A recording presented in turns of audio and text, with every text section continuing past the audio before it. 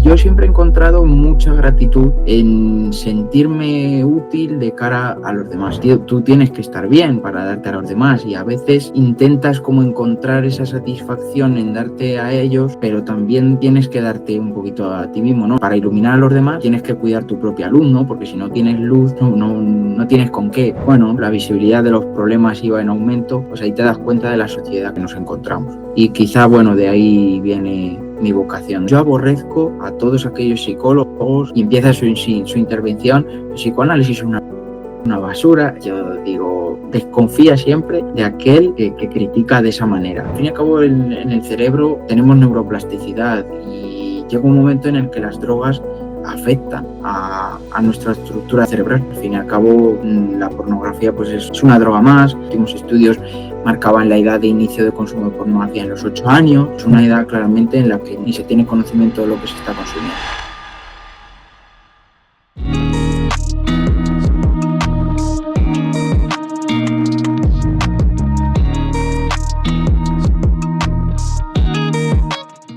Bienvenidos, bienvenidas a este episodio de Conversando en el Diván, un podcast en el que tratamos de normalizar el poder hablar de salud mental, desestigmatizar este tema que ha sido tabú durante tanto tiempo. Aquí traemos a profesionales de la salud, pero también a personas que tienen la inquietud vocacional de comprenderse mejor, de superar situaciones y, por qué no, de compartir con nosotros pues cómo han logrado ir superando situaciones relacionadas con la salud mental. En el caso de hoy tenemos nada más y nada menos que a Álvaro García Lajara García Arroba. ¿Qué tal, Álvaro? ¿Cómo estás?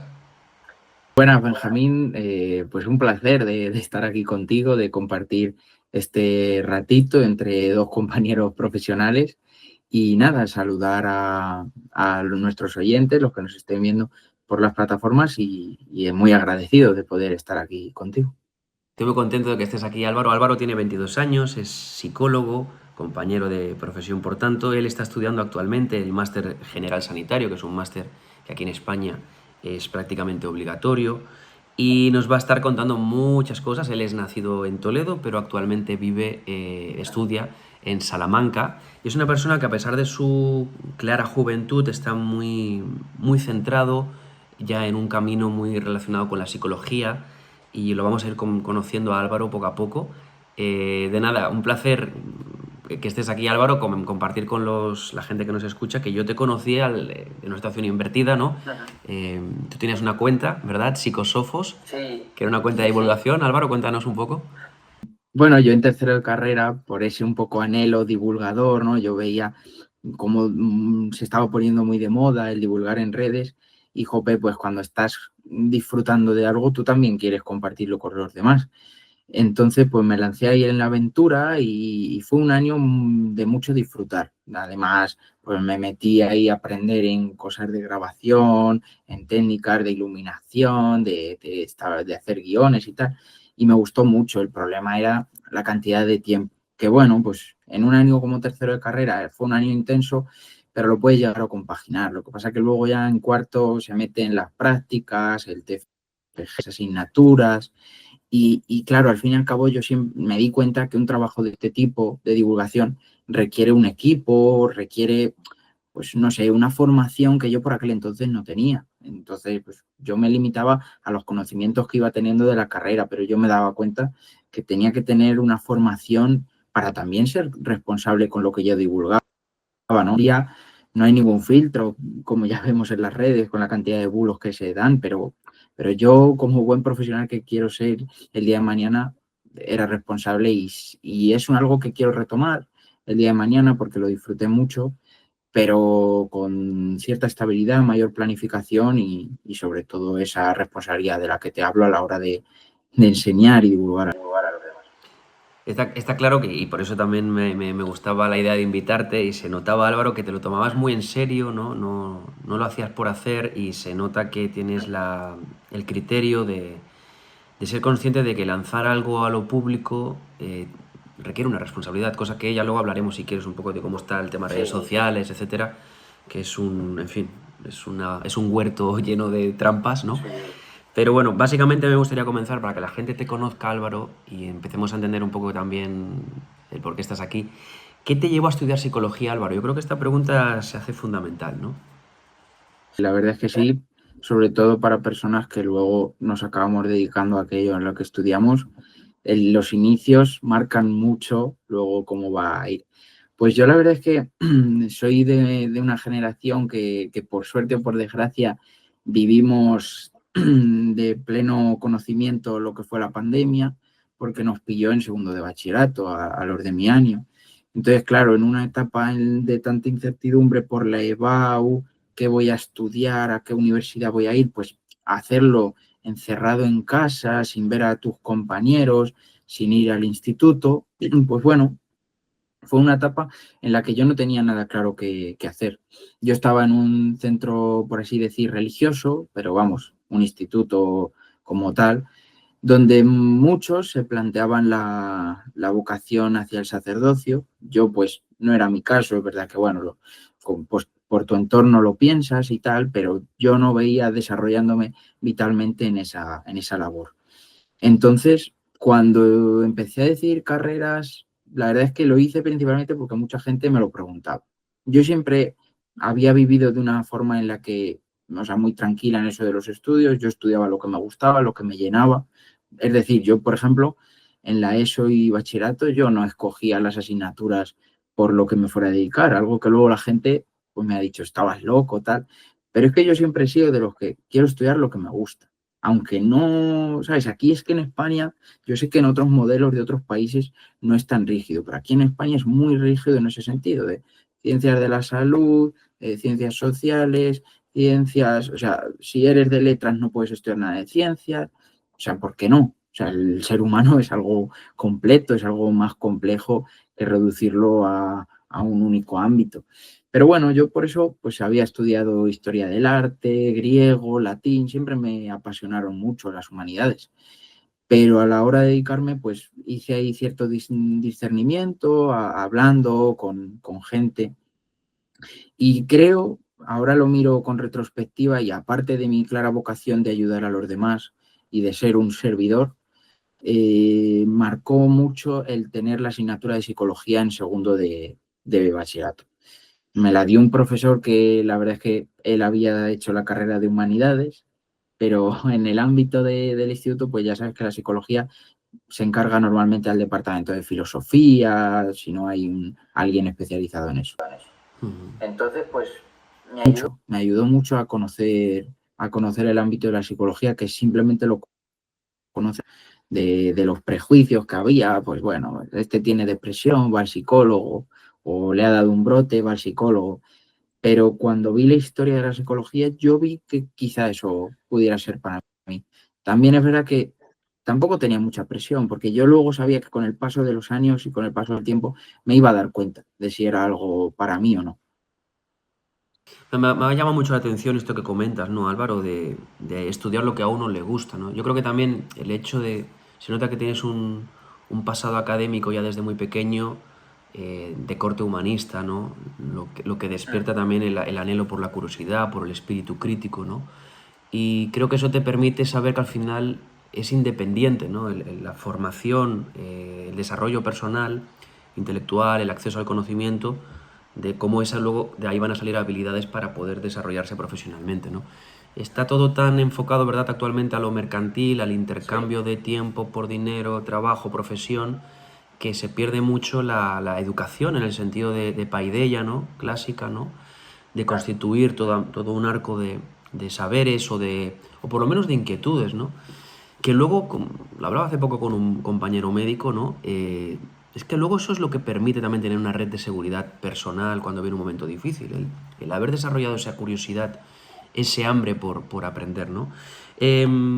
Curioso, Álvaro. Me gusta escucharte, ¿no? Yo también me siento muy identificado contigo porque vengo de un pasado muy religioso y para mí la psicología también fue como una especie de alternativa laica, independientemente de mi fe personal, ¿no?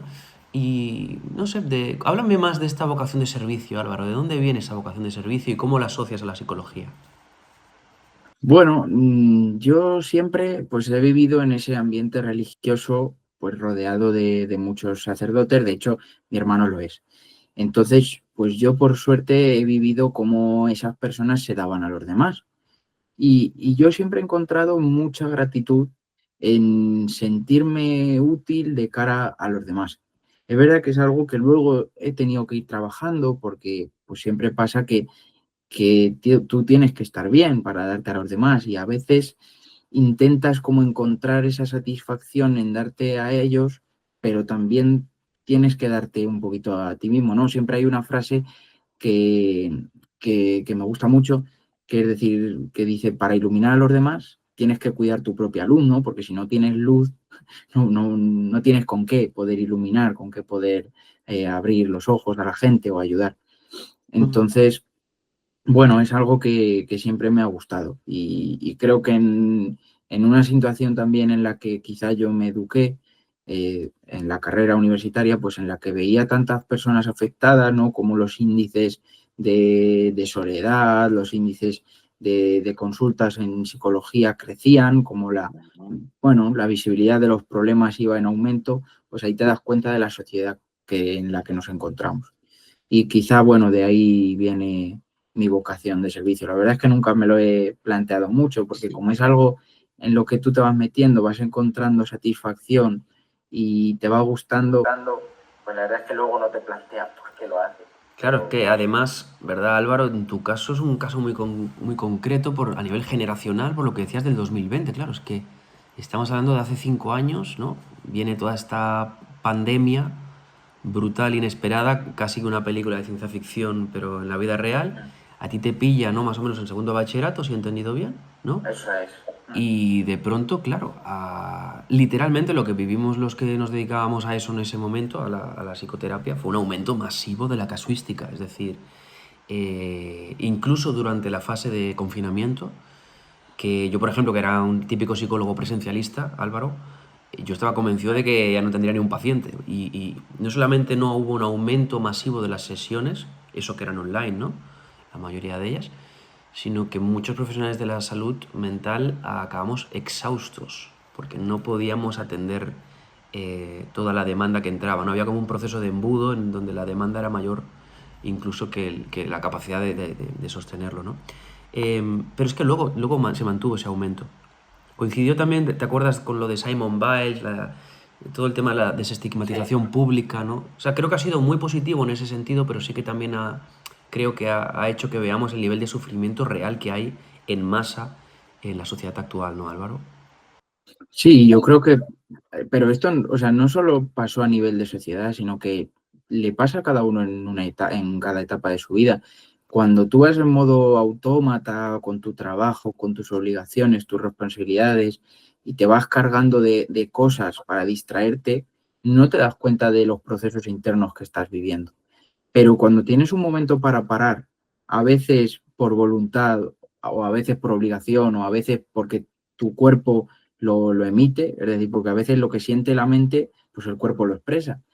Pues en ese momento en el que paras, te das cuenta. Y ahí es cuando tomas como un dilema, ¿no? Tienes que discernir si afrontarlo de forma efectiva, buscando ayuda profesional o de otra manera, o poner un parche.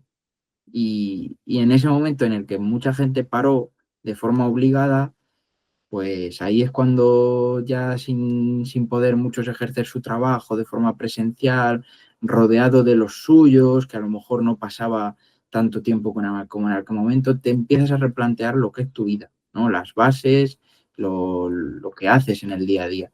Y es ahí donde, donde tomas conciencia, ¿no? Que al fin y al cabo hoy es el problema que quizás muchas veces tenemos por la rapidez, la inmediatez, la necesidad de estímulos, el tomar conciencia del momento presente, que aunque yo no soy mucho del mindfulness, pero la idea, pues la veo bien, ¿no? El tomar conciencia de lo que estás viviendo en el momento presente.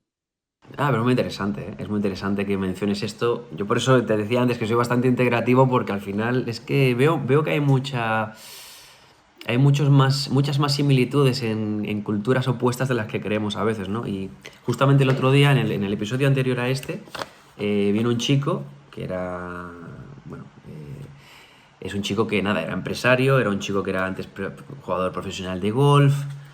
El tipo logra el sueño americano, ¿no? El American Way of Life, de obtener dinero, éxito, etcétera.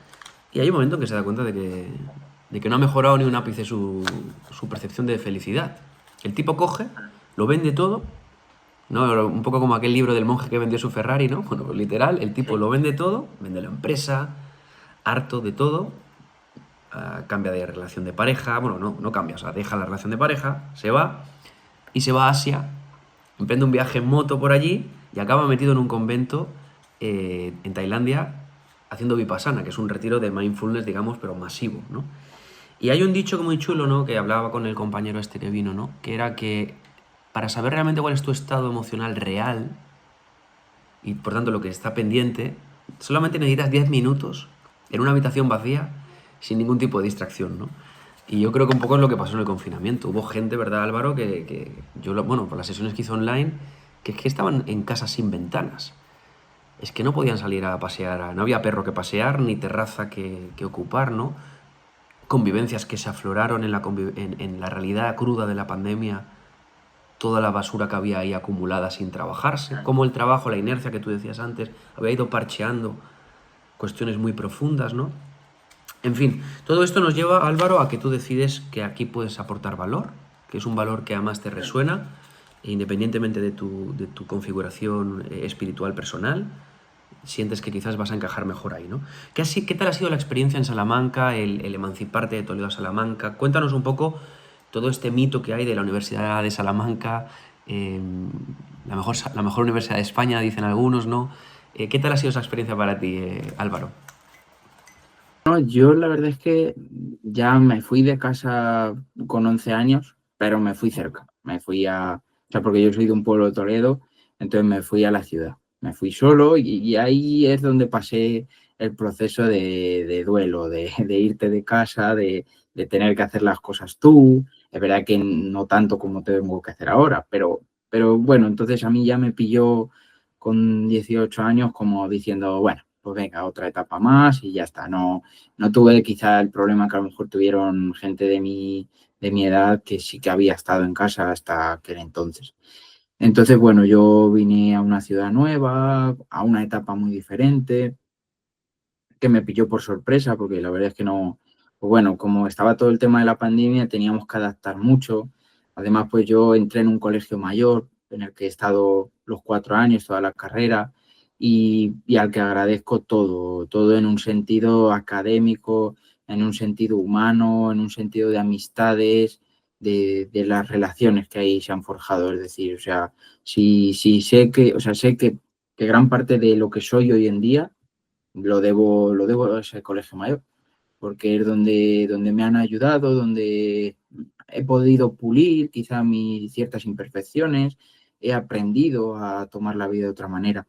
Entonces, sí que es verdad que como resumen de mi vida en Salamanca, un pilar básico, basiquísimo de ella, sería mi estancia en el colegio mayor durante esos 4 años. Entonces, los inicios fueron un poco complicados. Ese año te he de reconocer por todo el tema, porque yo siempre es verdad que cuando me preguntan por la vida universitaria, siempre considero, bueno, está el típico tema de la fiesta, ¿no? Del universitario que se caracteriza por salir de fiesta. Yo he de reconocer que no es uno de mis fuertes, no soy muy fiestero. Es verdad que, bueno, siempre, ¿no? Como el tópico latino de Aurea Mediocritas, ¿no? En el medio está la virtud. Entonces, bueno, yo creo que eso, ahí me situaría yo en ese ámbito. Y luego considero que las amistades que forjas van a ser básicas y la formación académica, pues es que al fin y al cabo, si luego acabas dedicándote obviamente a lo que estés estudiando, va a ser la base de tus estudios. Entonces, teniendo en cuenta que para mí la vida universitaria es como un entramado de redes donde cada una para mí es igual de importante desarrollarla, pues el primer año fue complicado por el que en el tema de la fiesta pues no se podía salir, o sea, en tema de Ah, ocio, por así decir, no claro. podíamos salir. Es verdad que, bueno, pues intentas ahí hacer tus planes, tus actividades, pero con un toque de queda hasta las 8, con mascarillas, con distancia social, que en los bares pues no hay ciertas normas, tal. Era difícil los planes de ocio, ¿no?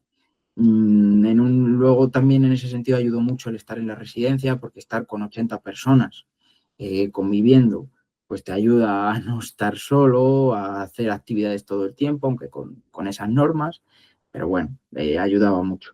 Y luego las clases era una semana presencial, una semana online, entonces, bueno, era difícil. Además, la semana presencial que tenías, ibas y te volvías, no hacías mucho trato porque, pues como te veías cada poco, era complicado con los profesores también. Pero bueno, además nos pusieron en un aula, en el aula magna, un aula enorme, donde había muchísima distancia. Ya. Y bueno, fue un año de adaptación, de mucha resiliencia, de muchas cosas nuevas, que la verdad es que todo el mundo te repetía lo mismo. Si hubieras vivido lo que esto era el año pasado sin COVID, pero bueno, yo no me siento, o sea, me siento privilegiado de haber vivido esa etapa porque pues me ha enseñado muchas cosas y sé que a mí, a los de mi generación, los que hayan vivido, nos va a ayudar mucho. Entonces, la etapa universitaria yo la considero siempre pues de las mejores de mi vida, no sé si la mejor, me queda mucha vida por vivir, pero creo que es clave, creo que es clave, creo que he sabido aprovecharla en todos los ámbitos, en el ámbito de ocio, de amistad, en el ámbito humano también, por eso agradecer sobre todo pues al Colegio Mayor, que ahí pues por medio de charlas, de formaciones, bueno, de consejos que te van dando el director, los educadores, pues ahí te va llenando un poquito de responsabilidad para decir, oye, que no solo tengo que aprender de psicología, en mi caso, tengo que aprender de los valores, de las bases que yo voy a querer formar, es decir, establecer como unas bases un poco radicales, no en un sentido de extremo, sino radical refiriéndome a la raíz, es decir, las raíces de las que luego yo voy a brotar, pues mis valores y mis conductas en el día de mañana, lo que me va a permitir pues establecer una serie, un camino, por así decir, a seguir. Entonces, en Me- cuanto a mi vida universitaria es lo que te puedo decir.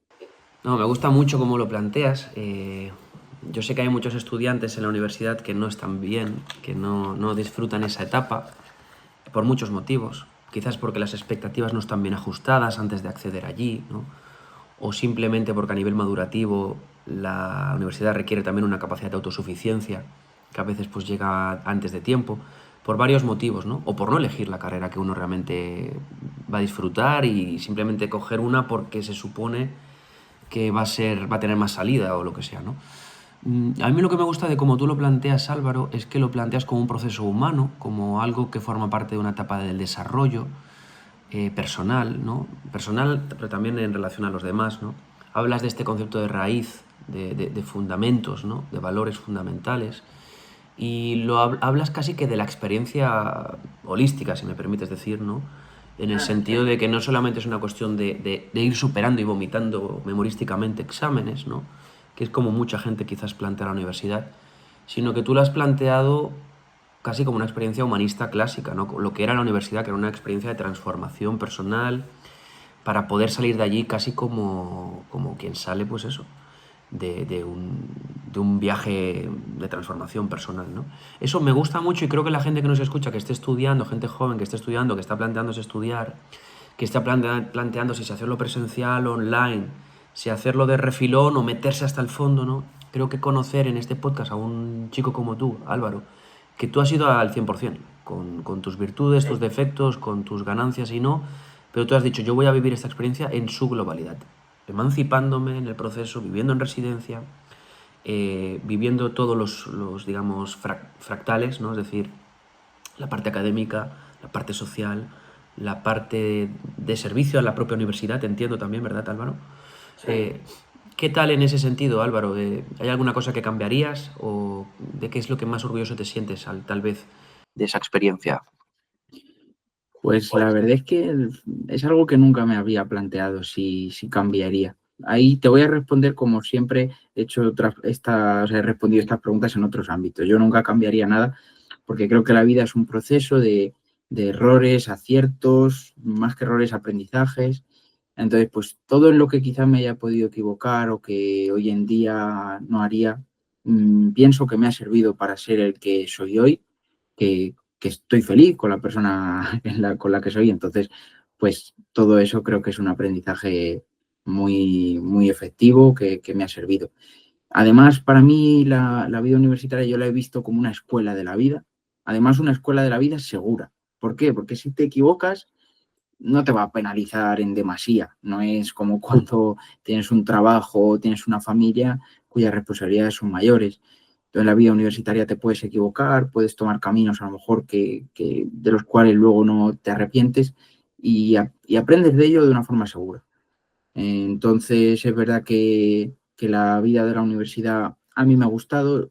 Yo, por ejemplo, he estado en la Universidad de Salamanca, la carrera la he hecho ahí, en una universidad pública, y me ha gustado mucho, porque yo soy una persona con unos valores en los que no sabía cómo me iba a desenvolver en la universidad. Y me ha encantado estar con gente que era muy diferente a mí. Yo me he relacionado con personas con pensamientos muy diferentes, con ideas de la vida muy diferentes, ¿no? Al fin y al cabo, lo bueno que tiene una carrera donde estamos, creo que estábamos 230 matriculados, o sea, una absoluta barbaridad en el curso. Entonces, lo bueno que tiene de hacer una carrera es que cada uno es de su padre y de su madre. O sea, te va a venir gente con ideas de un lado, del otro, del centro, de todos los sitios. Entonces, a mí eso me encantaba. De hecho, a mí la gente, cuando volvía a la residencia, me decía, y tal con esta gente que te juntas, y digo, pero es que a mí me apasiona. Digo, eso de descubrir puntos de vista que para mí pues son remotos o son impensables, a mí me encanta. Y de hecho hago preguntas, tal, porque creo que ahí es donde está el verdadero conocimiento, la verdadera sabiduría, ¿no? Pensar lo mismo, todo el mundo, pues es algo, ¿no? Como los estanques, cuando no fluye el agua, pues el agua se pudre.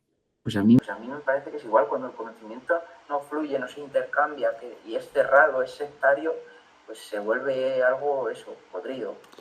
Es un poco lo que está ocurriendo en nuestros tiempos, ¿no? Es decir, al menos en nuestro país, ¿no? Parece que se ha llegado a un punto en el que no se puede hablar con... No se puede tener amigos de pensamiento opuesto, ¿no? Y claro, eso al final establece estos tanques cerrados de pensamiento que retroalimentan la rigidez de ideas y anulan el espíritu crítico. Decía un escritor, cuyo nombre tampoco es relevante en este momento, decía que el mayor problema del ciudadano español es que solo tiene amigos que piensan igual que él. Y eso es muy grave.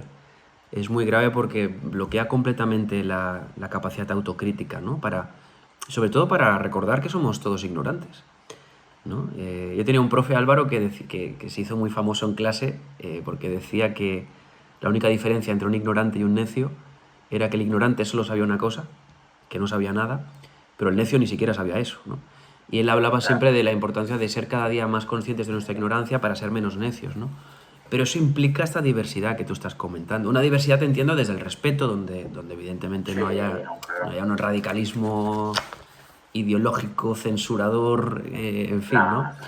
Pero bueno, me gusta mucho escucharte, Álvaro.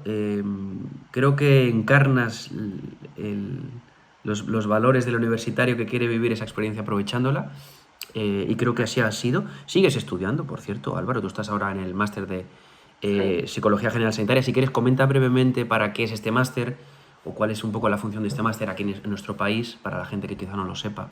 Sí, bueno, la profesión de psicología, al menos en Europa, es muy diversa. En cada país establecen una serie de requisitos distintos, diferentes formaciones, incluso las carreras son diferentes, los títulos, todo.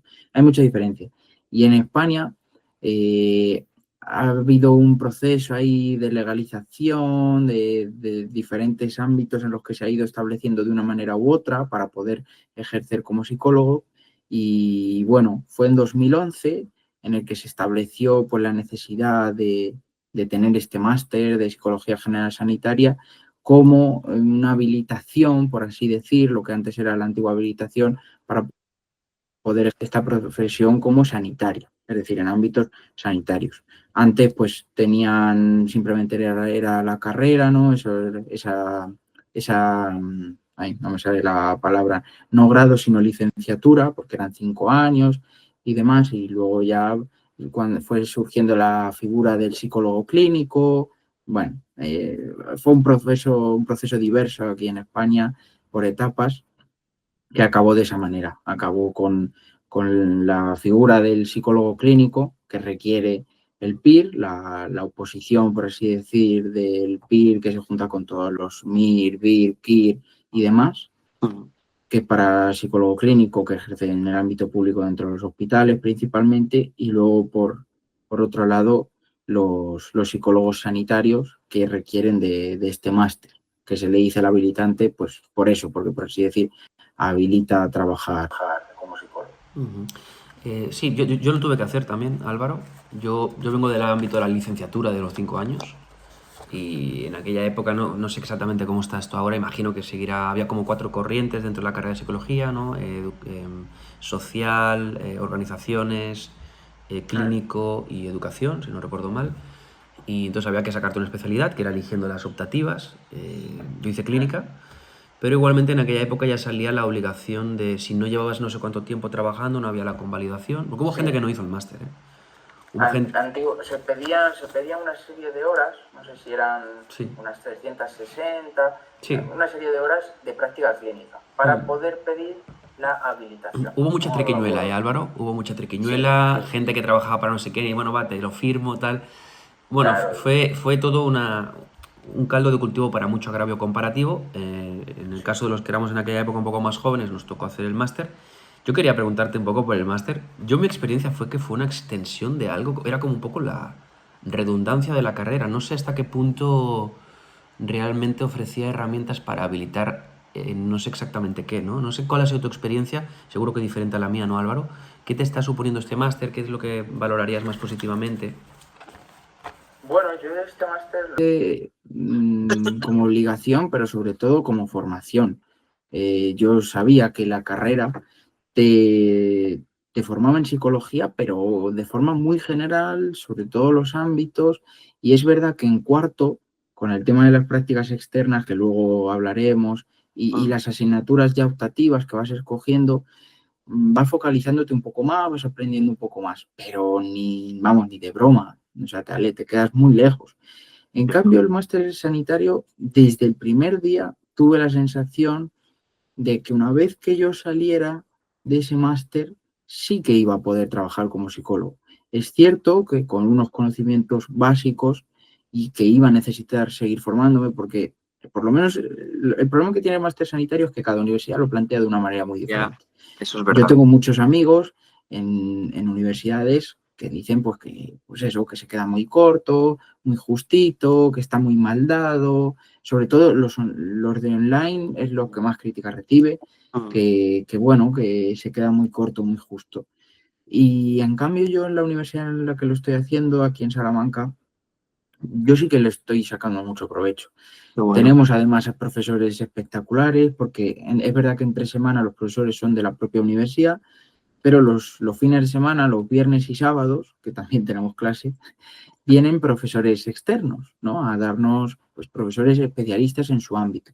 Bueno. De hecho, por ejemplo, este fin de semana, hemos tenido profesores de deterioro cognitivo, a 2 profesoras que son las que llevan el proyecto Sapiens, de allí del envejecimiento, ¿no? De la evaluación y del retraso allí de deterioro cognitivo en Elche, de la Universidad de Elche. Entonces, por ejemplo, por poner este ejemplo de este fin de semana, viene gente que trabaja en el día a día y está especializada en ese ámbito que por así decir, te enseña, te está enseñando. En cambio, en la carrera, muchas veces los profesores te dan clases de algo que hace mucho que no viven o de ámbitos generales, pues yo qué sé, psicología de la memoria, psicología del lenguaje, son manuales. Entonces, no vas a ver cómo estamos viendo ahora, evaluación, tratamiento. Pero a mí me está pareciendo un máster muy completo, que te abre mucho la visión. Es verdad que aunque seas psicólogo sanitario, luego tú te tienes que especializar, puedes ir a un ámbito, a otro, pero te enseña, te educa, te abre la mente a todos esos ámbitos, ¿no? Para que tú tengas una idea luego, ya de forma crítica, de qué camino tomar, dónde especializarte. Entonces yo sí que siento que nos están formando muy bien para el día de mañana poder ejercer de una forma adecuada. Es verdad que luego pues habrá que ir cogiendo experiencia y demás, pero yo sí que tengo esa sensación de efectividad. Qué bueno, me encanta escucharte y sobre todo escuchar una experiencia más positiva que la mía. Yo fui de los que lo hice online, por lo tanto entiendo un poco lo que dices, ¿no? Una de mis inquietudes, Álvaro, siempre como estudiante de psicología, para mí era algo muy, no vocacional de inicio, sino una vocación que fue desarrollándose, pero para mí era muy importante, quizás porque también nuestra historia personal nos marca a la hora de estudiar psicología, ¿verdad? Cada uno tenemos la nuestra, pero para mí era muy importante tener claro que la profesión iba a implicar poder ayudar a esas personas que vendrían a terapia, ¿no? Y una cosa que me llamó mucho la atención del proceso académico, del PIR incluso, fue que había mucha preponderancia, al menos desde mi punto de vista, en la memorización de conceptos, sobre todo en el PIR, pero no había muchas evaluaciones sobre la calidad humana del estudiante. En una profesión donde creo que, no sé en otras profesiones, no lo sé, no lo he pensado tampoco mucho, pero creo que en esta está muy bien conocer muchas teorías, técnicas, herramientas, está genial, es fundamental para tecnificar la profesión, pero es que al final estamos con seres humanos en una relación, como luego veremos, que no se puede reducir biológicamente, ni se puede reducir a técnicas, sino que estamos realmente con singularidades, con vivencias humanas, con dolor humano. Y por lo tanto, desde mi punto de vista, se requieren habilidades que entiendo que se pueden aprender, Álvaro, si quieres lo discutimos ahora, pero que también se tienen que poder demostrar, ¿no? Y siento que, por ejemplo, un examen como el PIR, no sé si en el MIR esto sería extrapolable lo que estoy diciendo, yo creo que sí, creo que falta empatía en el ámbito médico, y es muy polémico lo que estoy planteando, pero creo que sí que falta empatía. Pero me da la sensación de que no se está evaluando habilidades fundamentales, raíces, valores, fundamentos humanos, que van a ser indispensables cuando uno se coloca delante de otro ser humano, ¿no? Como decía Jung, conozca todas las técnicas, domine todas las herramientas, pero recuerde cuando esté en terapia que al final es un alma delante de otro alma, ¿no? No sé qué opinas de esto, Álvaro, si le has dado una vuelta o cuál es tu posición al respecto. Sí, sí. Es un tema que venimos discutiendo mucho, pues porque al fin y al cabo en el máster estás con gente que ha intentado hacer el PIR, además ha sido recientemente el examen, también pues en el máster sanitario han instruido un poco sobre esta historia que ha pasado la labor del psicólogo, todo lo que te he contado de la habilitación y demás. Entonces es algo que yo siempre me planteé, hacer el PIR. Yo hice las prácticas de grado en el hospital y me encantó mucho la labor que allí se hacía. Y bueno, dije, oye, pues quizá me lo planteé como una posibilidad. Pero luego pues ves lo que hay que hacer, lo necesario para poder entrar, ves que hay 270 y pico plazas para 4.000, 5.000 personas que se presentan cada año y que requiere un sacrificio muy, muy exigente por parte de esa persona, no solo a nivel de estudio, sino a nivel de tiempo, a nivel económico, porque supone varios años estar en casa sin tener ingresos. Bueno, es un ámbito que a mí siempre me ha generado muchas dudas, porque yo lo planteaba con mis compañeros de máster. Digo, nosotros nos están formando en todos los trastornos, en todos los problemas emocionales, problemas psicológicos, cómo evaluar, cómo tratar. Luego ya tú te tienes que especializar porque es que en un año y medio no te da tiempo, es así. Pero en lo que más inciso hacen es en las habilidades terapéuticas, en saber desenvolverte en una consulta, en un gabinete donde tú vayas a trabajar, ¿no? No solo es en técnicas, que también, obviamente, pero es esa parte humana. Entonces, claro, yo decía, los que llegan al PIR se supone que tienen que ser los mejores psicólogos, pero ¿realmente son los mejores psicólogos o son los mejores estudiantes? Porque por el camino se puede estar quedando una persona que luego ejerza por su cuenta y sea espectacular en el trato al paciente, y luego puede estar llegando otra persona que sepa mucho sobre clínica, mucho sobre estadística, pero luego en habilidades terapéuticas es verdad que te dicen que los 4 años de residencia están para eso. Y yo creo que es donde se tiene que centrar, ¿no? En esa práctica, experiencia de habilidades. Y muchos lo consiguen, obviamente. Pero ahí surge el debate luego de cómo de buenos son esos 4 años. Porque al fin y al cabo los que te están formando en esos 4 años no son personas como por ejemplo en las universidades, que han recibido una formación específica, han establecido un doctorado de investigación, son especialistas en ese ámbito. Te forma gente que tiene mucha experiencia, pero a veces la experiencia no, Exacto. hay que saberla transmitir y hay que saberla, ¿no? Una persona puede saber mucho y ser un pésimo profesor. Alguien Yo, puede albergar los mayores conocimientos del mundo que si no sabe transmitirlos, Está no claro, queda para eso. y la experiencia tiene que ver con el paso del tiempo, ¿no? Con la acumulación de vivencias, pero también tiene que ver con cómo uno procesa, integra, aprende de esas experiencias, ¿no? Y hay gente que con los años lo que proyecta es agotamiento, es vicios me refiero profesionales, es mala praxis, es desánimo, es desencanto de la profesión.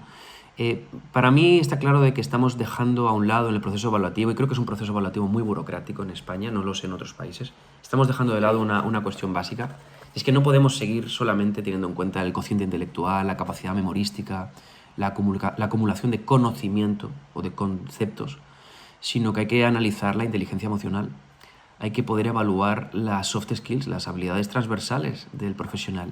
Entonces, un examen que se limita simplemente a un examen tipo test, que se limita simplemente a ver quién ha tenido mayor capacidad de martirio, de sacrificio académico, y quién es capaz de almacenar durante un tiempo X más conceptos, muchas veces conceptos que ni siquiera integran una personalidad, sino que son conceptos simplemente extensivos, ¿no? Estamos dejando de lado algo que en otras universidades del mundo ya se está haciendo, como por ejemplo en Yale, donde para elegir a los nuevos líderes de las empresas ya no solamente se hacen pruebas de capacidad académica, sino que se hacen pruebas de evaluación emocional, de inteligencia intrapersonal. ¿Qué dominio tiene esa persona de sí mismo? ¿Qué capacidad tiene para ponerse en el lugar del otro? No hay prueba de memoria que pueda evaluar la habilidad de un ser humano para estar delante de otro ser humano. No se mide con la memoria. No se mide con la memoria. Es como el que cree que un jugador de ajedrez es más inteligente, es una persona más inteligente. No, un jugador de ajedrez domina más patrones, conoce más patrones, ha automatizado más patrones. Los propios jugadores de ajedrez dicen, no os creáis que somos genios, ¿no? Entonces, creo que estamos enfocándolo en un proceso que es muy bueno para eliminar rápidamente, elegir rápidamente un número determinado de sujetos de una gran masa, pero no estamos realmente entendiendo lo que es la psicología, creo. Yo tengo un profesor, Álvaro, que decía, la psicología murió el día que se oficializó el nacimiento de la psicología, ¿no? Porque psicología ha habido siempre, es decir, en el sentido de la inquietud por sostener, apadrinar, contener a otros seres humanos, eso es antropología pura y dura, es historia del ser humano, afortunadamente, ¿no? Quizá ni tan solo del ser humano, pero bueno, no entremos ahí, ¿no? Pero es verdad que la obsesión de Wundt, ¿verdad? Y de toda la corriente conductista, etcétera, ¿no? Quizás de reducir y cuantificar los procesos psicológicos, ¿no? Yo creo que nos alejaron un poco es mi opinión, Álvaro, podemos debatirlo, pero nos alejó un poco de lo que es realmente la experiencia singular humana, que es moral, es espiritual, tiene que ver con el dolor, ¿verdad? No es solamente cuánto rato tardo en llorar cuando tengo un duelo o cuánto rato tardo en sentir dolor cuando me pellizcas. Es decir, es algo más que cuantificar y que ubicar en un patrón, ¿no? Digamos, cientifista, ¿no? No sé qué opinas al respecto de esto. Bueno, respecto al tema del que empezabas hablando, del PIR, pues es que es algo tremendamente difícil de abordar porque, pues, aunque la gente no lo sepa, por desgracia hay mucha rivalidad dentro de la psicología entre sanitarios y PIR. Especialmente, pues, a ver, yo estoy sesgado porque yo voy a ser sanitario, entonces bienvenido tengo que al Club de defender, los Buenos, Álvaro. tengo que defender mi postura. Muy bien. Pero los PIRes dominan su ámbito y no dejan que nosotros entremos ahí. Se ha valorado mucho la posibilidad antaño de que los sanitarios podamos entrar a los hospitales, que sea algo más unificado, ¿no? Porque al fin y al cabo sí es que el conocimiento es el mismo y si la formación es la misma. Entonces se ha valorado mucho, incluso que pero ahí nunca se ha llegado a un acuerdo, hay mucho desacuerdo en ese sentido. Pero luego, por ejemplo, es que se evidencia las deficiencias que tiene el sistema sanitario, sobre todo en el ámbito de psicología. Yo no sé en otras comunidades, sé que en muchas se da, pero por ejemplo aquí en Salamanca, muchas unidades de los hospitales están ocupadas por sanitarios. ¿Por qué? Porque tienen la capacidad de hacerlo y es que los pires no llegan. O sea, no llegan, no hay un número necesario. Es verdad que es lo que te digo, sí, es un tema muy escabroso, muy difícil de tratar, pero a mí, por ejemplo, me gustaría mucho y no sé qué pasará el día de mañana. Pero ya te digo, hay sanitarios. Aquí, por ejemplo, en Salamanca, convalecencia psiquiátrica, paliativos, toda esa zona son sanitarios únicamente Es porque muy, es muy, no llegan a abordarlo por número, por número. Es que es una cifra que si no crece, dado que la demanda sí que está creciendo, pues va a llegar a un punto que sea insostenible y que habría que cambiar el modelo o hacer algún ajuste. Normalmente en España funcionamos que hasta que no haya un desastre no se cambia nada. bueno, Pero esperemos que no haga falta llegar esperemos a un que no, desastre. esperemos que no, pero bueno, a veces hay desastres y tampoco cambia nada, ¿eh? Es un país, desde mi punto de vista, con una obsesión burocrática que ralentiza masivamente el sentido común. De todas maneras, yo que trabajo en el ámbito privado, que tiene muchos contras el ámbito privado, sobre todo el coste de la sesión, etcétera, ¿no? Que si quieres luego entramos. La gente. Yo creo que los profesores, psicólogos, médicos, los profesionales facultativos, la gente que realmente está al servicio, entregando su vida vocacionalmente, creo que tienen que cobrar bien, lo pienso de verdad, y no creo que eso lo tenga que pagar el ciudadano. Esa es mi sensación, ¿no? Sobre todo para poder democratizar el acceso a todo el mundo. Ahora, la realidad, Álvaro, es que a mí me viene casi todo el mundo rebotado ¿cómo se Claro. dice? Del servicio público. ¿Por qué? Porque les dan sesión de media hora cada no sé cuántos meses, con una calidad pésima de terapia, porque evidentemente ningún profesional, da igual el PIR, el no PIR, tú no puedes hacer terapia, un proceso de acompañamiento, de escudriñar el origen de lo que está creando estructuras patológicas, ¿no? No lo puedes hacer en media hora mensual. No lo puedes hacer teniendo prisa por atender al siguiente con una bata blanca, en una sala blanca de hospital patologizante, ¿no? Donde realmente lo humano no aflora. O sea, en ningún origen de los grandes terapeutas de la historia, ¿verdad? Se visitaba en sala blanca como si fuera una sala de partos, ¿no? Es decir, aquí hay una confusión grave, ¿no? Por eso creo que a día de hoy la terapia de calidad, lógicamente, se da en ámbitos privados. ¿Por qué? Por el lugar, por el contexto, por el tiempo, por el compromiso, por coste también que tiene el profesional. Porque para que mi paciente vuelva a verme, tengo que hacer muy bien mi trabajo en el ámbito privado y no cobro lo mismo si mi paciente no vuelve. Mientras que en el ámbito público yo tengo un salario, punto, da igual si lo hago con mayor gana o con menor gana. En el ámbito privado tienes que estar obsesionado en estar centrado al 100% durante todo el proceso. Es que no tienes alternativa. Te va la vida en ello, personal, laboral, reputacional, y de ahí se alimenta toda la cadena de sucesos, ¿no? Hay algo que no cuadra, ¿no? Desde mi punto de vista, y seguro que también mi punto de vista está sesgado. Tengo compañeros del ámbito peer, observo en ellos una experiencia masiva. Eh, Todo lo que es la rotación residencial les da una experiencia brutal. Realmente conocen casuísticas muy bestias, incluso casos muy graves que no suelen llegar a la privada por propio pie. Cuadros de trastornos de personalidad y de patologías muy extremas. Esto creo que lo ven más ellos. Y luego, Álvaro, quería preguntarte sobre el hecho de que el diagnóstico esté solamente lo puedan hacer diagnóstico y evaluaciones oficiales. No sé qué opinas, ¿no? De que eso esté exclusivamente sea, digamos, territorio del PIR, ¿no? Bueno, sí, quería rememorar un poquito la pregunta que me habías hecho antes, que al final no la contesté, del tema de la ciencia y tal. Y te contesto a esto del tema del diagnóstico.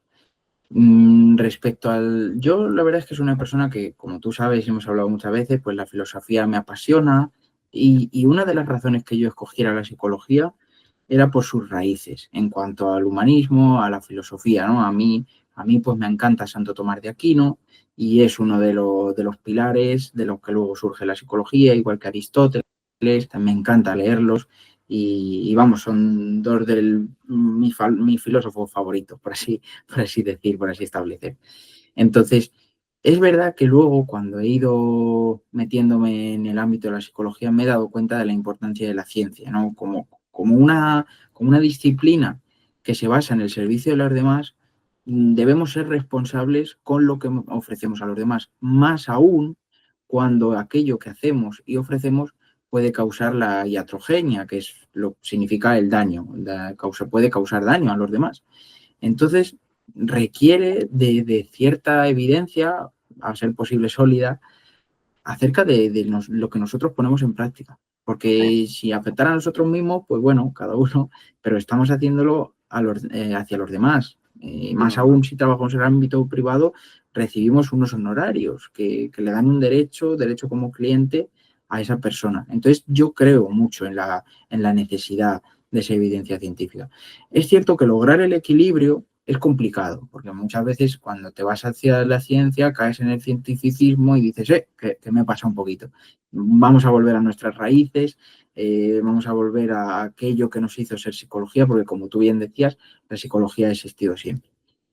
Entonces, bueno, yo creo que nunca hay que olvidar de dónde venimos, ¿no? O sea, yo aborrezco a todos aquellos psicólogos que por desgracia o por suerte me han dado clase y empieza su intervención, el psicoanálisis es una mierda, es una basura. Yo digo, desconfía siempre de aquel que critica de esa manera, que descataloga algo, pues bueno, muchas veces sin argumentos de peso.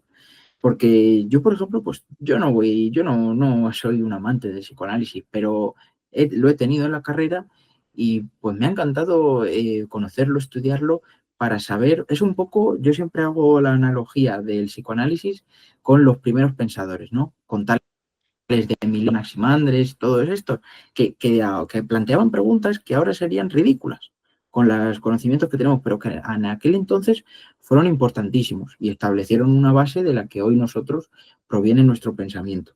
Entonces, para mí el psicoanálisis es eso, es la base, los inicios de lo que hoy en día es la psicología. Entonces, renegar de eso es que es renegar de eso, de tu base, de tu origen. Es como si hoy en día renegáramos de nuestros padres, de nuestro nacimiento, pues no tendría ningún tipo de sentido. Entonces yo lo veo así, yo veo como que no hay que olvidarnos nunca ni de un lado ni de otro. Me siento muy alineado con lo que comentas, ¿no? Es decir, al final el psicoanálisis es historia de la psicología. Cualquier psicólogo actual va a estar bebiendo indirectamente de conceptos probablemente que algunos se originaron en los estudios de Freud, que al final no dejaba de ser un neurólogo. Recordemos que Freud era neurólogo, o sea, no era un cantamañanas metafísico de tal, ¿no? Era un neurólogo que estaba intentando entender cómo mapear esa mente en conflicto que existe, y a día de hoy sabemos que existe y está en conflicto, que no es un proceso solamente voluntario, consciente, sino que hay muchas cosas que ocurren en nuestra mente que no tenemos absolutamente ningún control. Hoy lo llamaríamos sistema autónomo, en fin, como quieras, ¿no? Pero claro, de ahí viene la psicología. La psicología viene de ese punto de equilibrio, ¿verdad?, entre la búsqueda de evidencia que funcione para que los tratamientos dispongan de un código deontológico de alta responsabilidad, pero también de la comprensión de la propia filosofía de lo que es la mente. La mente no como cerebro, no solamente como lugar topológico donde acontecen procesos neuroquímicos, sino también donde existen experiencias singulares humanas, ¿no? Entonces, bueno, en fin, yo creo que vivimos en un entorno muy de polarizaciones, ¿no? En el mundo del psicoanálisis también se demonizan otras corrientes, ¿eh? Quiero decir, esto es... yo me acuerdo cuando he estado ahora haciendo el máster en la Universidad de Alcalá de Henares sobre psicoanálisis, se demonizaba la hipnosis.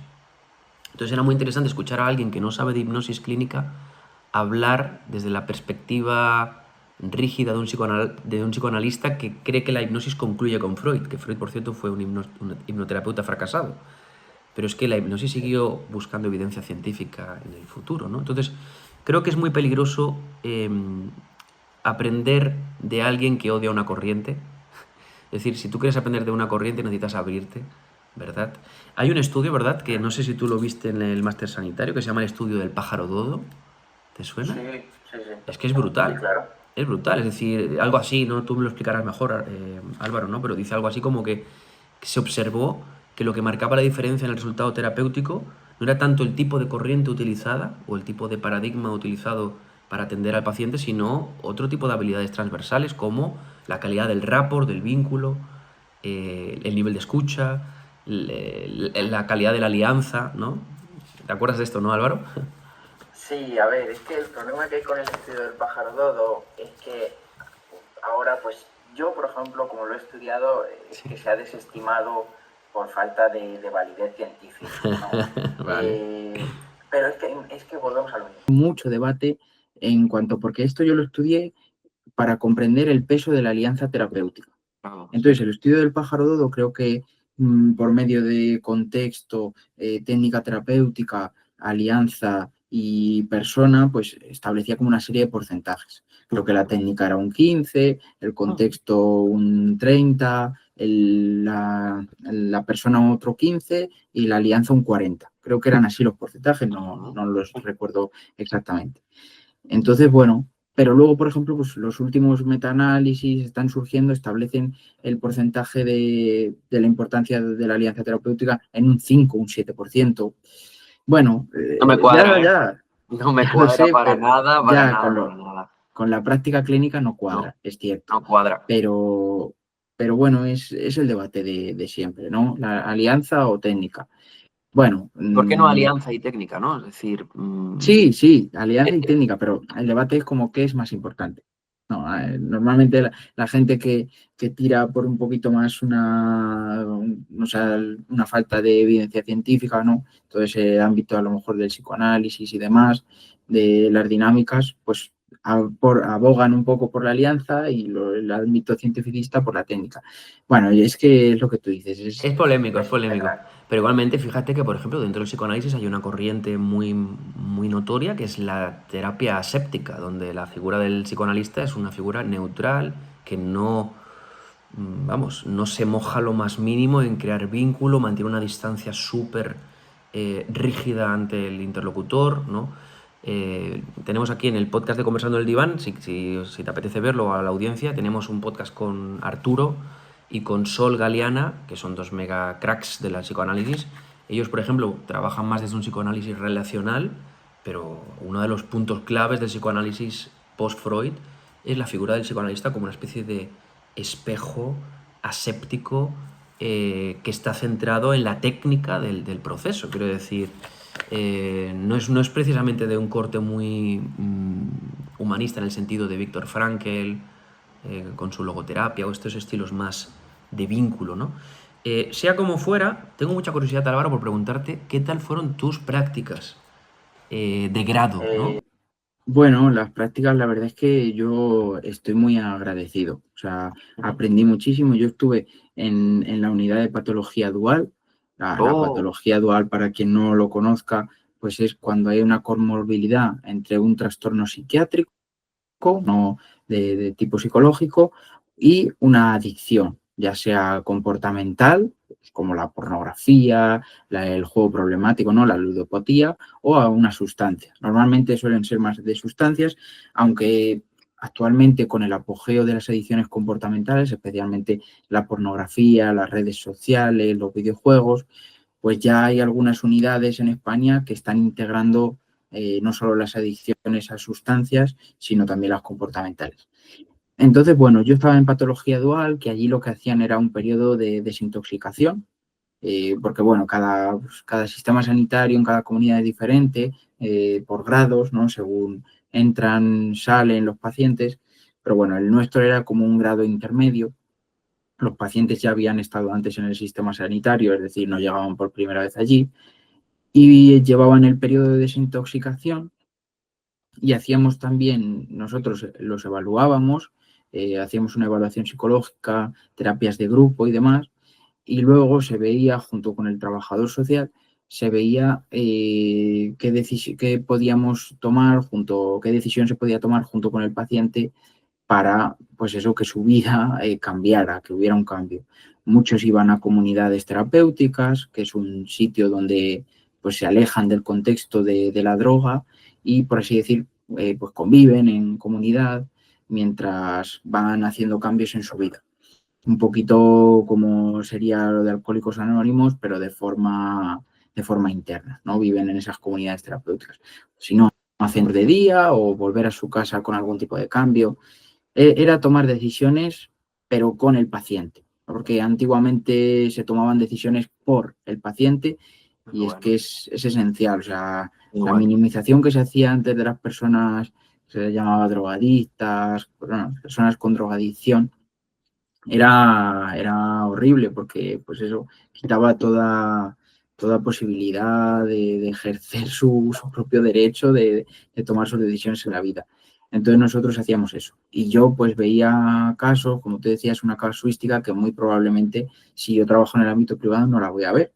Mm, Y la verdad es que doy gracias porque el psicólogo que me tutorizó me dejó mucha libertad para yo poder hacer las tareas que me había encomendado, ¿no? Que no es lo típico de que muchas veces se habla de la práctica, de que, bueno, es oír, ver y callar. No, yo no. Yo la verdad es que pude intervenir, pude hacer cositas, las cosas que puede hacer una persona en un grado de psicología en cuarto, bueno, pero bueno, yo la verdad es que las disfruté mucho, aprendí mucho, pude poner en práctica los conocimientos que yo tenía y que me ha servido para el día de mañana. Aún desarrollé ese gusto por el ámbito público, pero sobre todo por las adicciones, por comprender un poco más a la persona con adicción y comprender un poco cómo intervenir y cómo abordar ese tipo de casos.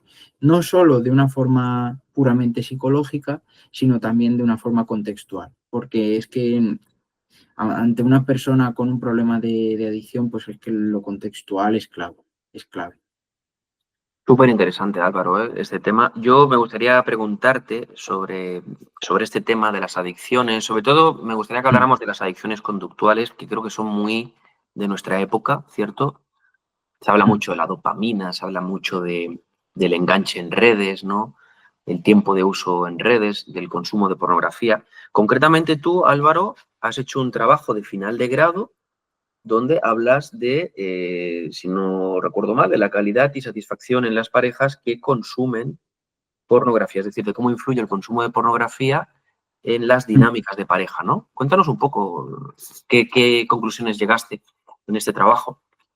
Sí, bueno, yo el tema de las adicciones es algo que siempre me había interesado por lo que, bueno, por lo que había vivido en mi contexto, lo que yo había aprendido y sobre todo el tema de la pornografía, ¿no? Era un ámbito que yo notaba en mi día a día de compañeros, amigos, la visión que se tenía.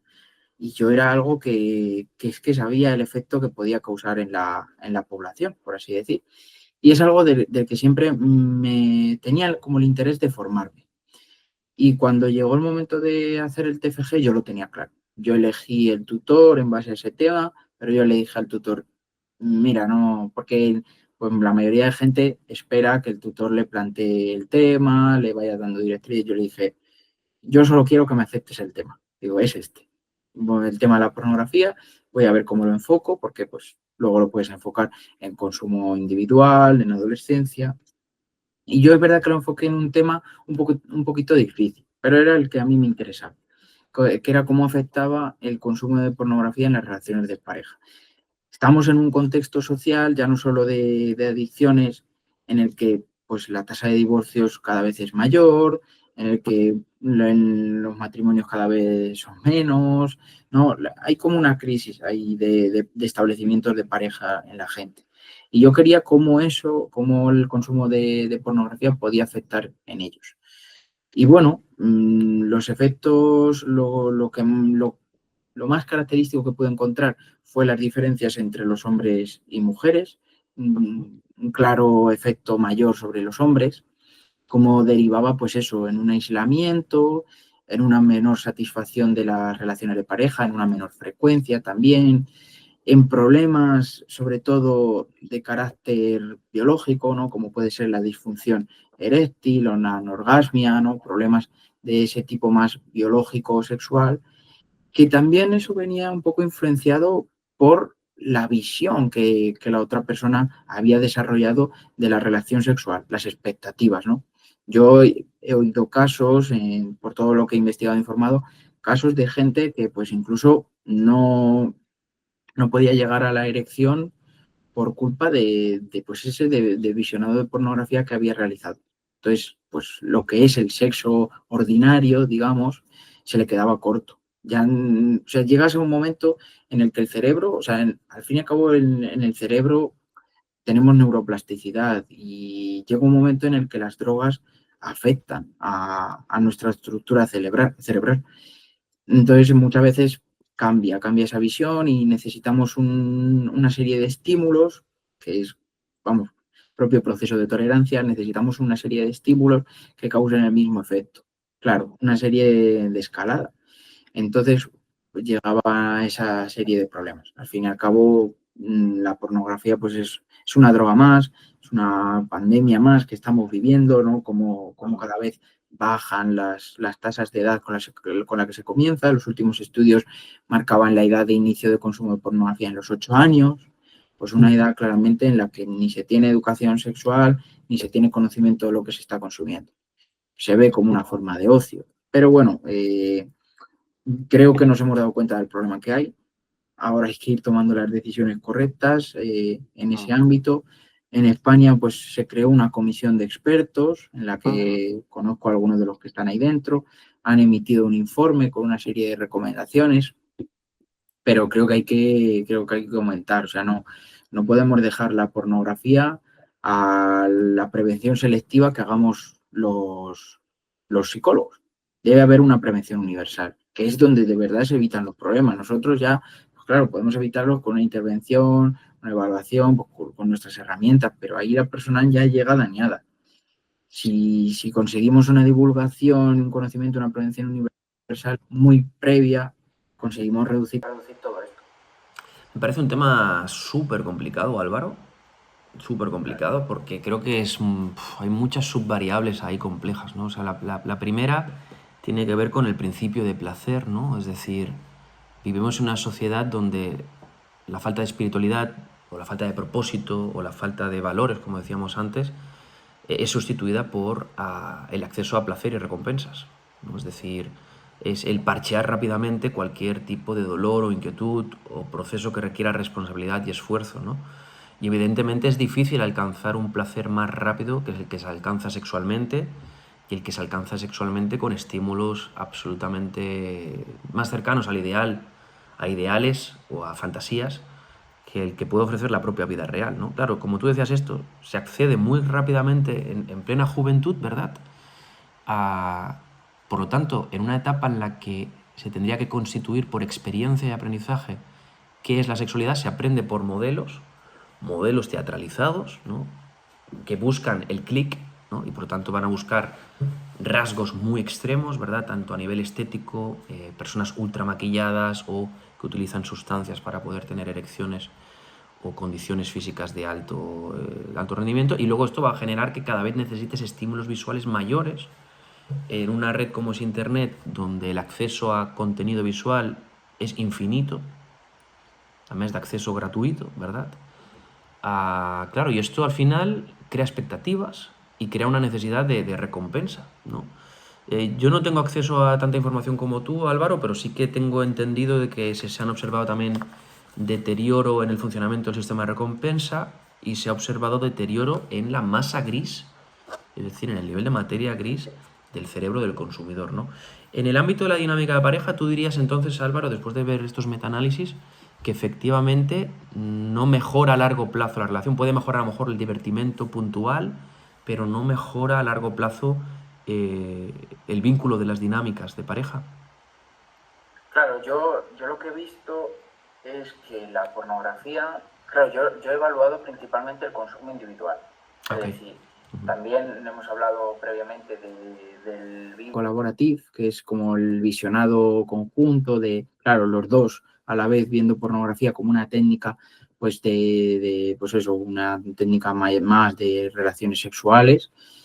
Pero es lo que te digo, yo lo he evaluado principalmente el consumo individual y se veía cómo esa afectación individual luego afectaba a las dinámicas de pareja. No es que la pornografía afectara, por así decir, directamente a la pareja, sino que como afectaba pues, a una persona, luego esa persona, obviamente, de forma proporcional, pues afectaba a las dinámicas de la pareja que se daban. Pues como había un mayor aislamiento, menos satisfacción, menos frecuencia en las relaciones sexuales, eso afectaba luego a las dinámicas de pareja. Y además, en cuanto a la visión conjunta de la pornografía, pues se observaba ciertos rasgos positivos porque al fin y al cabo forzaba, por así decir, o facilitaba el encuentro sexual de la pareja, pero luego seguían dándose esos efectos de expectativas, de conceptos sobre lo que era la relación sexual e incluso se veía cierto correlato con las tasas de violencia, ¿no? Especialmente correlacionaba con el hombre unas tasas de mayores de violencia. Entonces, ¿Violencia durante la relación sexual o violencia en cualquier ámbito? no, violencia en el ámbito, por así decir, intrafamiliar. Intrafamiliar, pero no dentro de la intimidad, sino incluso en el ámbito... No o sea, en conductas violentas, digamos. Curioso esto, curioso, muy Ujú. curioso. Sí, Muy curioso. entonces bueno, se puede ver claramente los efectos de esa pornografía en las relaciones de pareja y sobre todo uno de algo que a mí me interesó mucho y me ayudó a contextualizar fue en un estudio que mostraba cómo el consumo de la pornografía ya se diera de forma previa al establecimiento de la pareja o al inicio de la pareja, luego derivaba en unas mayores tasas de divorcio en un futuro más próximo o más lejano, pero sí, duplicaba, incluso triplicaba con parejas que no habían consumido pornografía. Me cuadra, Álvaro, ¿verdad?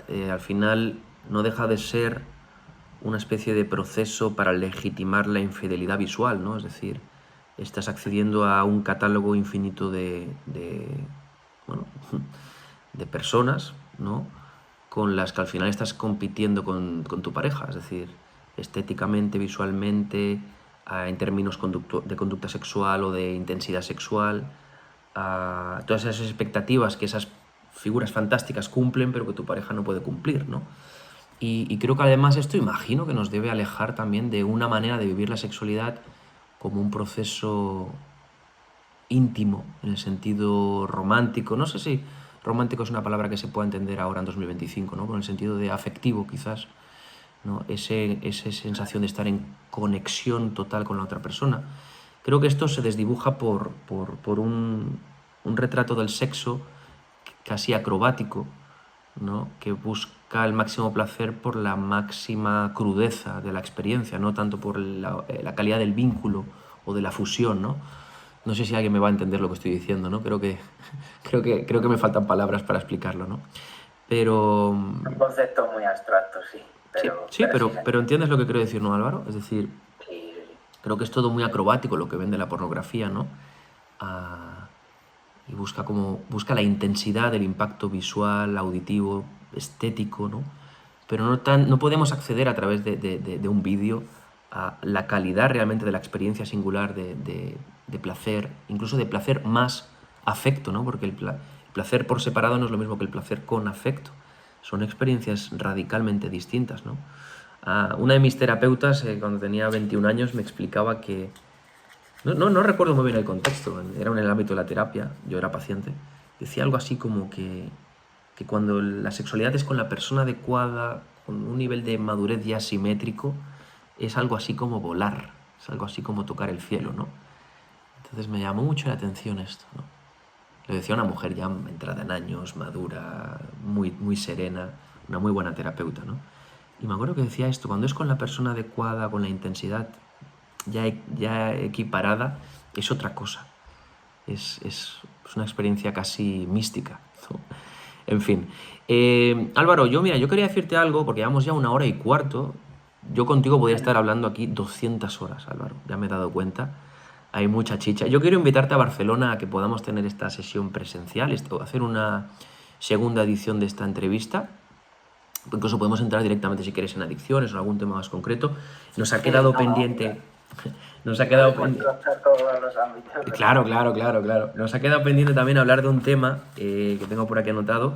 Claro, es que tú estás especializándote ahora también en análisis de la conducta criminal, que eso es un temazo, ¿no? Que nos ha quedado... Bueno, estoy haciendo a la vez un máster en análisis en conducta criminal, pero bueno, lo voy compaginando y es algo que lo veo como una formación interesante, que me gusta, me ayuda, pero no, o sea, me estoy más centrado en el sanitario. He de ser sincero que si reparto esfuerzos vale. se desequilibra la balanza. Yo me gustaría que habláramos otro día, pero en presencial, que pudieras estar en el diván, conversando en el diván, sí, un día que te vaya bien. Sí, hombre, sí, porque además era un gusto conocerte en persona, que siempre nos hemos conocido a nivel virtual, pero sí que me gustaría dejar 2 preguntas antes de acabar, 2 preguntas no muy extensas, que me gustaría para acabar. La primera es, ¿qué opinas de la situación actual del estado psíquico de las personas, sobre todo en relación a las redes, a todo este cuadro que tenemos ahora un poco como de influencers, de modelos, modelos muy específicos de conducta? Me gustaría saber un poco cuál es tu opinión al respecto, Álvaro. Vale, pensaba que ibas a hacer la segunda. Vale, yo antes de contestártela, es que yo soy un poquito rígido. Vale. Y ha habido una pregunta que me has hecho. Sí, por favor. Que como hemos hablado de 80 temas y vamos de uno a otro, pues no te la he contestado. Vale. Me ha parecido muy interesante porque yo he dado en el máster y mucha gente no sabrá. Claro, la pregunta, no sé si te acuerdas que tú me has dicho, ¿qué opinas de que solo los PIRES puedan diagnosticar, puedan tratar? Sí, es verdad. Vale, es que eso es lo que se piensa. Pero te voy a, porque además lo he estado buscando mientras, porque no, es algo del contexto legal y no me acordaba bien. Vale. Pero en 2000, cuando sale la ley de economía social, en la que ahí se habilita el título, el máster de Psicología General Sanitaria en 2011, sale esa ley, pues después la Asociación Nacional de Psicólogos Internos Residentes, AMPIR, que siempre están ahí dando guerra contra los sanitarios, planteó un contencioso administrativo contra la orden que creó el máster sanitario, para excluir el término de trastornos, enfermedades mentales, porque querían como diferenciar que los que evaluaban y trataban fueran solo los PIRES, los sanitarios no. ¿Qué pasa? Que eso lo llevan al tribunal, al contencioso administrativo, ¿no? Y el tribunal nos dio la razón a los sanitarios. Aleluya, no sabía esto.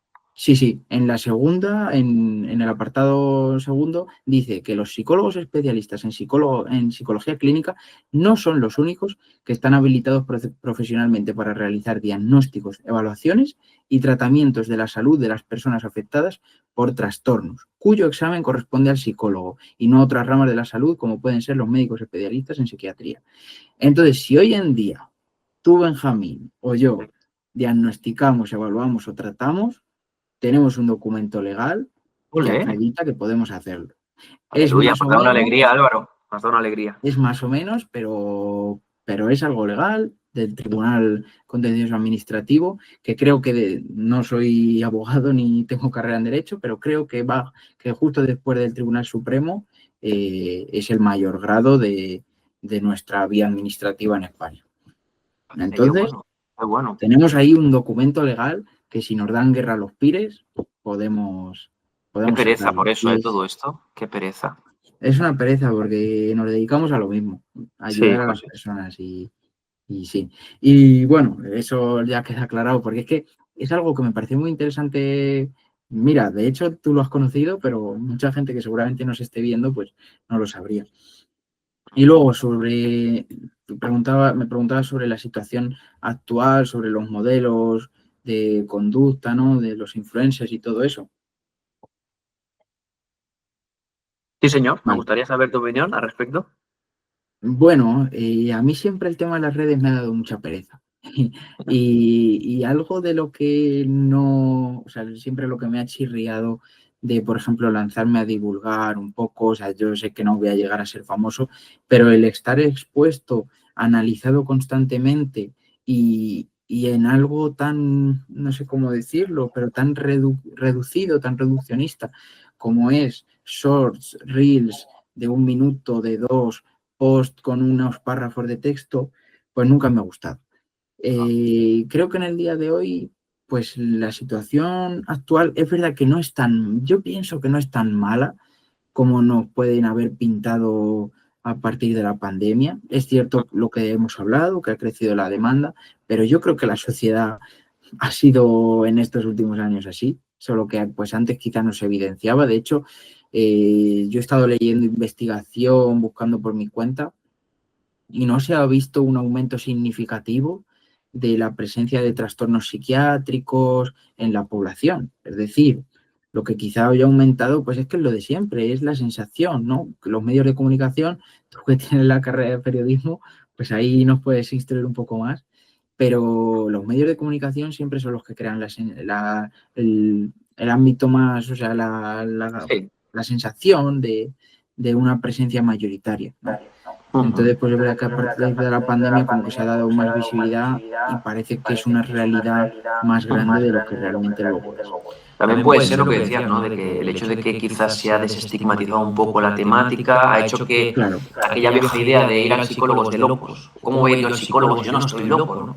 La gente está comenzando a entender de que el terapeuta es un acompañador, un acompañante que viene a guiarnos o viene a dar sostén o apadrinamiento en un momento puntual de nuestra vida y que no deja de ser un ejercicio de autocrítica, de responsabilidad personal el ir a terapia.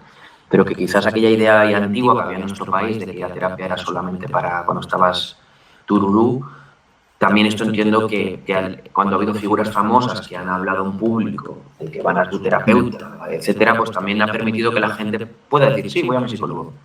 Sí, no, el jueves no puedo quedar que voy a un psicólogo. Y la gente lo dice ahora y parece que lo puede comenzar a decir, ¿no? Sobre todo ciertas eso generaciones es. ya, ¿no? Sí, es verdad que luego se ven fenómenos pero es más una sensación que una evidencia desde lo que yo hablo. Entonces, tampoco puedo establecer categóricamente que es una Ok. realidad, pues es una sensación de una población con mayores problemas emocionales, con más, no sé, más problemas para afrontar el sufrimiento. Estamos en una población, yo diría, en una sociedad hoy en día un poco nihilista, ¿no? Que para el que no Correcto. conozca esta palabra es que busca simplemente el placer. Entonces, no sé, nos alejamos de afrontar el sufrimiento y yo creo que luego todo eso conlleva no todos, pero una gran parte de los problemas a los que nos enfrentamos en el día a día. También, pues la situación tan automática de prisa, de instantaneidad, de eficacia, ¿no? Se valoran las personas por su eficacia y utilidad y no por lo que son, pues todo eso conlleva, pues eso, Buenísimo. una falta de tiempo tremenda para parar, ser consciente de lo que somos. Bueno, Sí, yo valoro es muy así bueno, Álvaro, ¿eh? Lo que estás comentando es muy bueno. yo valoro así la situación y luego respecto a los influencers, pues es que tienen una responsabilidad muy grande de las que muchas veces no se dan cuenta y que el problema de los influencers de hoy en día es que es influencer el que quiere, no el que puede o debe. Quiero decir que nadie recibe información para ser influencer, nadie sabe lo que, de hecho, todos los que acaban siendo famosos en redes te dicen lo mismo. Claro, es que no me di cuenta de lo importante que era, o no me di cuenta de lo que mis palabras causaban, no me di cuenta de lo que mis actos causaban. Y yo creo que ese es el problema, que gente que no toma conciencia de la relevancia social que tiene en la vida de muchas personas. Porque con una palabra, con un acto, deriva en eso, en modelos de conducta. Y las sociedades se marcan en gran parte por los modelos de conducta que tienen en su época. Claro. Y además yo creo, ¿no, Álvaro? Estoy totalmente de acuerdo contigo, ¿no? Que la viralización no depende de la virtud. Es decir, no se viraliza lo virtuoso o lo meritorio o lo funcional. Se viraliza lo que genera impacto en el menor tiempo posible, ¿no? Lo que genera un disparo de dopamina, por decirlo así, fácil, y puede ser un tipo cayéndose unas escaleras, quiero decir, y es lo que decimos, claro, todo eso al final da voz, porque al final si el mérito está en lo que uno logra, o en el número de likes que logra, o en el número de visualizaciones que logra, o de suscripciones, o en lo que logra a nivel de posesiones, si eso es lo que da credibilidad a una voz, estamos ante el riesgo de que las voces que modelan la conducta e influyen en la conducta actual sean voces que no han pasado un filtro virtuoso, no han pasado un filtro evidentemente moral, no en absoluto, y que no están construidas en raíces, en fundamentos buenos, ¿no? Por decirlo de alguna manera, ¿no? Da para mucho esta conversación, pero sí que hace poco venía Otto Kemberg aquí, que es un terapeuta que tiene como 96 años, neoyorquino. Él sí que, bueno, él viene de la terapia de transferencia, que es una corriente derivada del psicoanálisis, por decirlo de alguna manera. Y él sí que decía que cada sociedad tiene su neurosis, su enfermedad mental, y que estamos en una fase de mucha narcisización, muy yoica, muy de comparación con el ideal del yo, muy nihilista en el sentido de que cada uno puede constituir sus valores, pero no hay una línea de referencia clara. Y eso, lógicamente, pues genera una sociedad hedonista que cuando recibe dolor es altamente frágil y vulnerable, ¿no? En fin, esto dará para otro podcast, Álvaro. Mi última pregunta para acabar es, bueno, ¿dónde te ves en los próximos años, Álvaro, a nivel personal y profesional? Bueno, yo siempre, como ya sabes, pues intento ser muy calculador, muy, no sé, tener siempre con un plan B y tenerlo todo bien establecido para que, pues en caso de fallar errores, pues tener ahí como una vía de salida. Yo la verdad es que ahora mismo estoy contento, estoy disfrutando de estos 2 másteres, de este año tan intenso, pero a la vez tan gratificante por la cantidad de conocimientos que adquieres. Luego el año que viene pues tengo que hacer las prácticas del sanitario, que pues tengo pensado hacerlas cerca de casa, en Madrid, y bueno, y ya se verá. También voy a empezar otro máster de un ámbito en el que a mí me gustaría desarrollarme el día de mañana. Luego no se sabe porque la psicología es muy amplia y la vida es muy larga, pero yo voy a hacer el máster en neuropsicología. Es un ámbito del que he desarrollado mucho gusto. Ya sabes que pues, me encanta la ciencia, la investigación y por otro lado la clínica. Y creo que la neuropsicología aúna un poco de las dos. Entonces, bueno, es un ámbito en el que me quiero formar. Pero que luego puede ser que te formes y acabes en otra cosa. Bueno, Ahí da muchas vueltas y más en una etapa tan inicial en la que la incertidumbre pues es que está en pleno apogeo, ¿no? Yo Lo que está claro, Álvaro, que te vamos a rifar. O sea, con 22 años, tirando ya para los 23, 24, vas a tener una formación académica, de prácticas, de investigación muy interesante, y además que eres una persona que tiene las habilidades blandas que estamos buscando en esta profesión. O sea, que te vamos a rifar. Yo estoy pensando a ver cuánto tengo en la hucha para hacerte una oferta, para que te vengas a mi equipo. O sea que te auguro una vida muy bonita y una profesión muy bonita. Seguro que cuando nos volvamos a ver habrá habido otras experiencias académicas, personales, que te van a enriquecer porque estás siempre permeable, ¿verdad, Álvaro? Y eso me encanta de ti.